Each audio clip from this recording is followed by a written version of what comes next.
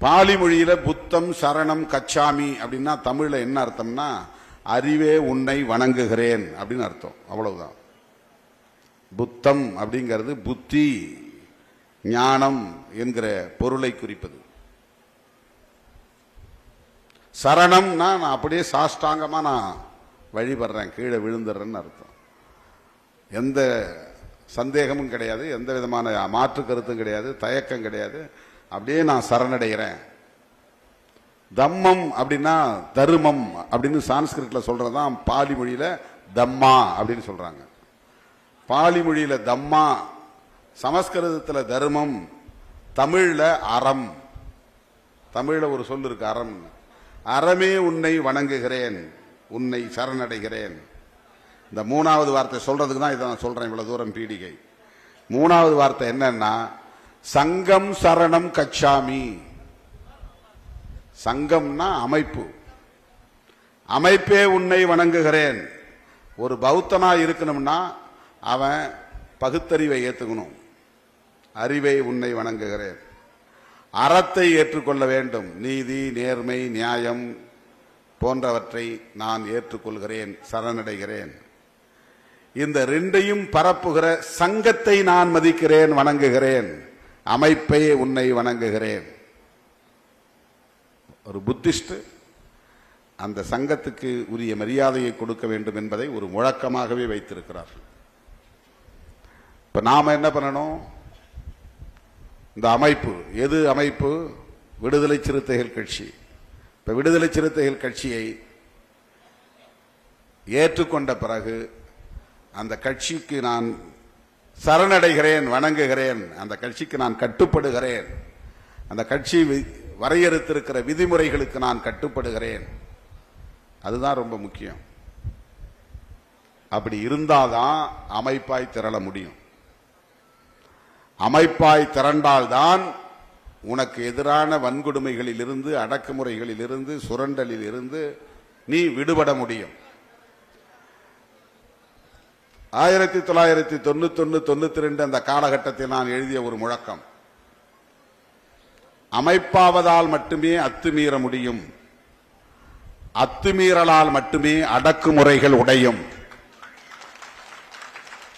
ரொம்ப சிம்பிள். இது உனக்கு எதிரான அடக்குமுறைகள் எப்போ உடையும்னா நீ கட்டுண்டு கிடக்க கூடாது. உனக்கு அத்து போட்டிருக்கான அந்த அத்துக்குள்ளே நீ முடங்கி கிடக்க கூடாது. அதை மீறணும். அதை மீறது எப்ப தனிநபரா முடியாது, ஒரு அமைப்பாகத்தான் முடியும். அதை மீறுகிறவர் தனி ஆளார கோயிலுக்குள்ள நுழைவேன் அப்படின்னு போனா தீர்த்து கட்டிடுவானுங்க. ஒரு அமைப்பாய் திரண்டு நான் கோவிலுக்குள் நுழைவோம் அப்படின்னா ஒன்றும் பண்ண முடியாது.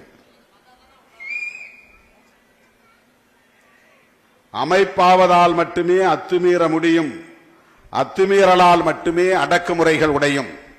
இந்த அத்துமீறலுக்கு என்ன பொருள் தெரியாம சில பேர் நான் அத்துமீறலாம் சொல்ல மாட்டேன், அதை செய் இதை செய்யலாம் சொல்ல மாட்டேன்.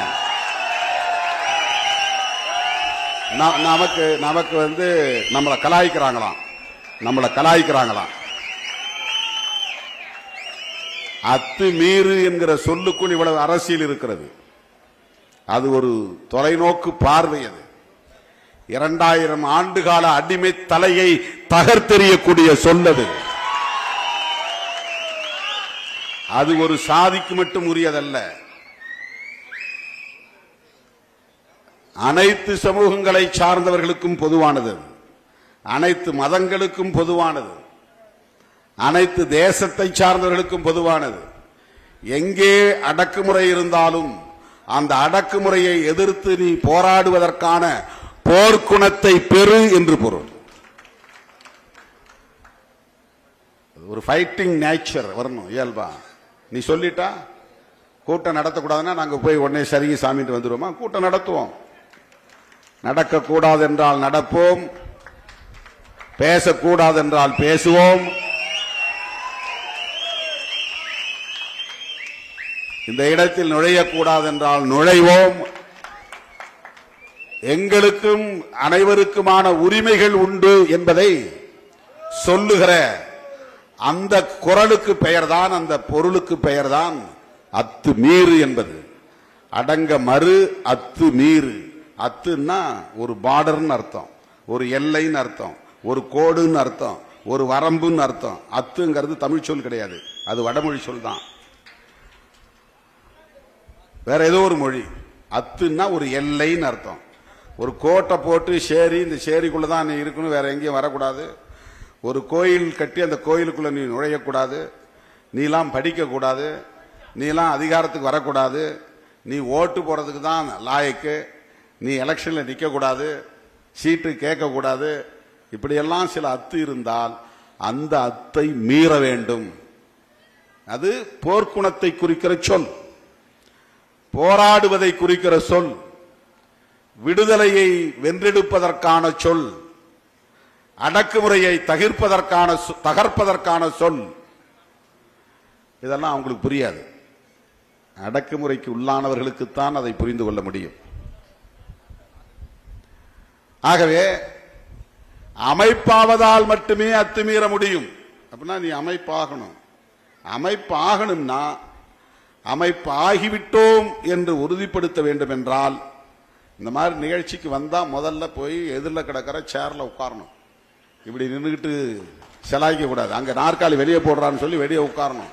அங்க டிவி வைறான்னு சொல்லி டிவியை கேட்கணும். இடம் பத்தலையா வெளியில நேரம் நீங்க என்ன பண்ணிருக்கணும்? ஒருங்கிணைப்பாளர்கள் ஒரு டிவி அங்க வெளியே வச்சு அங்க வெளியில உட்கார்ந்து பாக்குற மாதிரி நாற்காலி போட்டுருக்கணும். இங்க இடம் இருந்தா நாற்காலி போடணும். ஒரு அமைப்புக்குள்ள நம்ம வந்துட்டோம்னா அந்த விதிமுறைகளை பின்பற்றணும். நிகழ்ச்சி நடந்துட்டு இருக்கும் போதே குறுக்க ஓடுறது, குறுக்க வர்றது, அதை கொடுத்து கையெழுத்து வாங்குறது, இதை கொடுத்து கையெழுத்து வாங்குறது, திடீர்னு கொண்டு வந்து குழந்தைய கொடுத்து பேர் வைங்கிறது. இப்ப இங்க என்ன நடக்குதுங்கிறத பத்தி அவங்களுக்கு ஒன்றும் கான்சியஸே இல்லை. இந்த அவைக்குரிய மதிப்பு இல்லை, மரியாதை இல்லை. ஒரு கட்சி தலைவர் அமர்ந்திருக்கிறார் அப்படிங்கிறதுக்காக மட்டும் நான் சொல்ல, நம்முடைய அவை இது. திருமாவளவன் அமர்ந்திருக்கிறார் என்றாலும் சரி, அமரவில்லை என்றாலும் சரி, நம்முடைய அவை இது.